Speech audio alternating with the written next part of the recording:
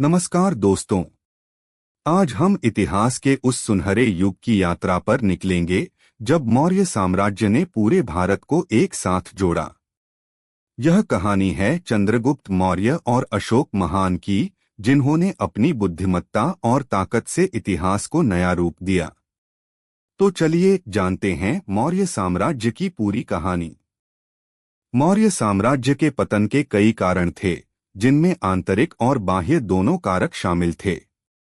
राजनीतिक कमजोरियां, अशोक के बाद के शासकों में साम्राज्य को ठीक से संभालने की क्षमता में कमी, केंद्र सरकार का कमजोर होना, प्रांतीय सरकारों का अधिक स्वतंत्र हो जाना, सैन्य शक्ति में कमी, बाहरी आक्रमणों और विद्रोहों से निपटने में कमजोरी, आर्थिक संकट, भारी कर व्यवस्था और खर्च में वृद्धि, धार्मिक और सामाजिक असंतोष, बौद्ध धर्म के बाद वैदिक धर्म की पुनः वृद्धि और धार्मिक मतभेद। मौर्य साम्राज्य का अंत। सम्राट बृहद्रथ के शासनकाल में सेना के एक कमांडर धनानंद ने सत्ता पर कब्जा कर मौर्य वंश का अंत किया। इस प्रकार लगभग 185 ईपू में मौर्य साम्राज्य समाप्त हुआ। मौर्य साम्राज्य के समाप्ति के बाद भारत में कई छोटे छोटे राज्यों का उदय हुआ। मौर्य साम्राज्य के बाद के प्रभाव। राजनीतिक, मजबूत और केंद्रीकृत प्रशासन का मॉडल आगे भी प्रभावी रहा। सांस्कृतिक, बौद्ध धर्म का प्रचार जारी रहा। आर्थिक, व्यापार और उद्योग की परंपराएं बनी रहीं। धार्मिक सहिष्णुता, विभिन्न धर्मों के बीच सहअस्तित्व की परंपरा जारी रही। स्थापत्य और कला, मौर्य कला और स्थापत्य शैली का प्रभाव कई पीढ़ियों तक बना रहा। मौर्य साम्राज्य के इतिहास में कई महान शासकों ने अपना अमूल्य योगदान दिया। यहाँ प्रमुख शासकों और उनके कार्यों का सार प्रस्तुत है। चंद्रगुप्त मौर्य, मौर्य वंश के संस्थापक। नंद वंश को परास्त कर पाटलिपुत्र को राजधानी बनाया। चाणक्य, कौटिल्य के मार्गदर्शन में एक मजबूत केंद्रित शासन स्थापित किया। विदेशी शक्तियों जैसे सिकंदर के उत्तराधिकारी सेल्यूकस निकायटर से युद्ध कर सीमा बढ़ाई। प्रशासनिक और सैन्य सुधार किए। बिंदुसार, चंद्रगुप्त के बाद मौर्य साम्राज्य का विस्तार किया। शांति और समृद्धि का काल था। धर्म और संस्कृति को प्रोत्साहित किया। अशोक के पिता। अशोक महान, मौर्य साम्राज्य के सबसे प्रसिद्ध और महान सम्राट। कलिंग युद्ध के बाद बौद्ध धर्म अपनाया। धर्म और अहिंसा का प्रचार किया। विशाल साम्राज्य को न्याय, धर्म और प्रशासन की नीतियों से संचालित किया। अशोक के शिलालेख और स्तंभों ने इतिहास को अमर बनाया। सम्राट बृहद्रथ, मौर्य वंश के अंतिम शासक। शासन के कमजोर पड़ने के कारण धनानंद द्वारा मौर्य साम्राज्य में शासन को सुव्यवस्थित और प्रभावी बनाने के लिए एक विस्तृत प्रशासनिक तंत्र स्थापित किया गया था। केंद्रीय प्रशासन, सम्राट के नेतृत्व में उच्च स्तरीय अधिकारी। प्रांत प्रशासन, साम्राज्य को कई प्रांतों में विभाजित किया गया था।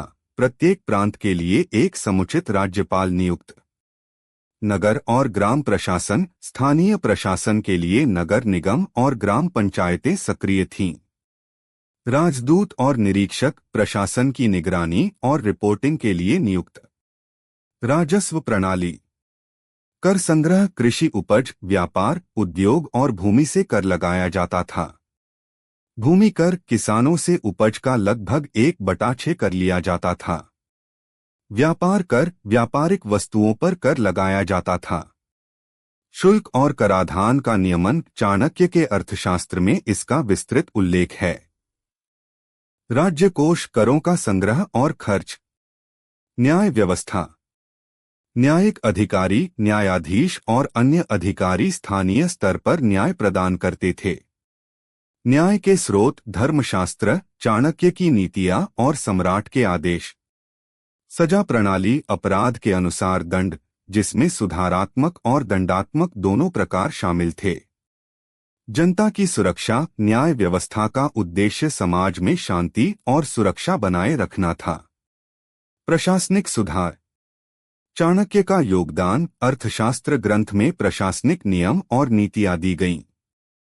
संपूर्ण निगरानी मौर्य काल की कला अपने समय की सबसे विकसित और विस्तृत कला थी, जिसने भारतीय कला पर गहरा प्रभाव डाला। मौर्य कला की विशेषताएं: समृद्ध शिल्पकला और मूर्तिकला, जीवन के यथार्थ चित्रण पर जोर, ज्यादातर धार्मिक विषयों पर केंद्रित, अशोक के स्तंभ, उच्च गुणवत्ता वाले संगमरमर के स्तंभ, शेर, हाथी और सिंहासन के शीर्ष भाग पर बने। सबसे प्रसिद्ध अशोक का शेर स्तंभ, जो भारत का राष्ट्रीय चिन्ह है। शिलालेख, पत्थर और चट्टानों पर उत्कीर्ण शिलालेख अशोक के धर्म संदेश और नीतियों को प्रदर्शित करते। मौर्य काल का स्थापत्य, राजधानियां पाटलिपुत्र, पटना मौर्य साम्राज्य की प्रमुख राजधानी, जिसे सुव्यवस्थित रूप से बनाया गया था। महल और किले, मजबूत किले और शाही महल। धार्मिक स्थल, स्तूप, विहार और मठ, विशेष रूप से सारनाथ का धम्मचक्र स्तूप। सड़क और पुल, यातायात के लिए सड़कों और पुलों का निर्माण। मौर्य काल का साहित्य, चाणक्य का अर्थशास्त्र, प्रशासन, अर्थव्यवस्था और राजनीति पर महत्वपूर्ण ग्रंथ। धार्मिक ग्रंथ, बौद्ध और जैन ग्रंथों का संरक्षण और प्रचार। राजनैतिक ग्रंथ, शासन व्यवस्था, कूटनीति और युद्धनीति पर लिखे गए ग्रंथ।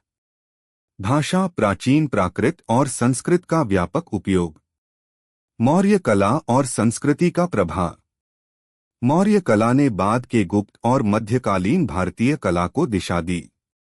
स्थापत्य और शिलालेख तकनीकें अनेक पीढ़ियों तक जारी रहीं। साहित्यिक योगदान ने भारतीय प्रशासन और राजनीति विज्ञान को स्थायी आधार दिया। मौर्य साम्राज्य भारतीय इतिहास का पहला विशाल और संगठित साम्राज्य था, जिसने देश की राजनीतिक, सामाजिक, आर्थिक और सांस्कृतिक एकता स्थापित की।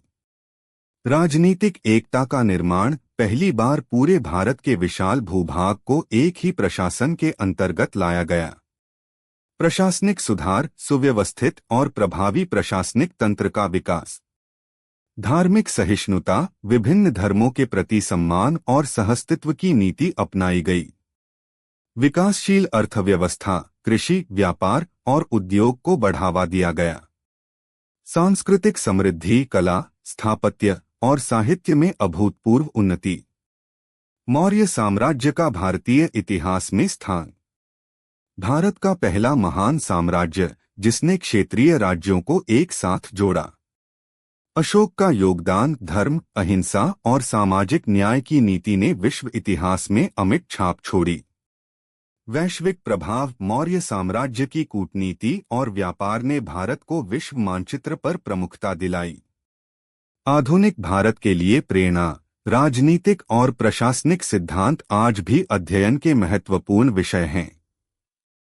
मौर्य साम्राज्य से सीख।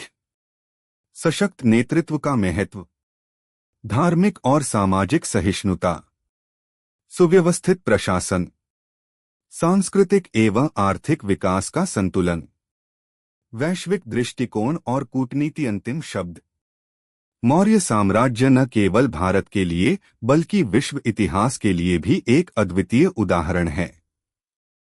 इसकी विरासत आज भी हमारे समाज, राजनीति और संस्कृति में जीवित है। आज हमने जाना कि कैसे मौर्य साम्राज्य की स्थापना चंद्रगुप्त मौर्य ने की और कैसे उन्होंने नंद वंश को परास्त कर एक विशाल राज्य की नींव रखी। बिंदुसार के शासनकाल में साम्राज्य ने मजबूती हासिल की और फिर अशोक महान ने इसे पूरे भारत के सबसे शक्तिशाली साम्राज्य में बदल दिया। अशोक ने कलिंग युद्ध के बाद अहिंसा और बौद्ध धर्म को अपनाकर न केवल शासन किया बल्कि सामाजिक और धार्मिक सुधार भी किए। मौर्य साम्राज्य की प्रशासनिक व्यवस्था, न्याय प्रणाली, कला, स्थापत्य और साहित्य ने भारतीय सभ्यता को गहरा प्रभाव दिया। अंत में साम्राज्य के पतन के बाद भी इसकी विरासत और प्रभाव सदियों तक बना रहा। अगर आपको हमारा यह वीडियो पसंद आया हो तो इसे लाइक करें, अपने दोस्तों के साथ शेयर करें और हमारे चैनल को सब्सक्राइब करना न भूलें ताकि आपको ऐसे और भी ज्ञानवर्धक वीडियो मिलते रहें। आपके सुझाव और सवाल कमेंट में जरूर लिखें। हम आपके हर सवाल का जवाब देने की कोशिश करेंगे। धन्यवाद और जुड़े रहिए हमारे साथ इतिहास की इस रोमांचक यात्रा में।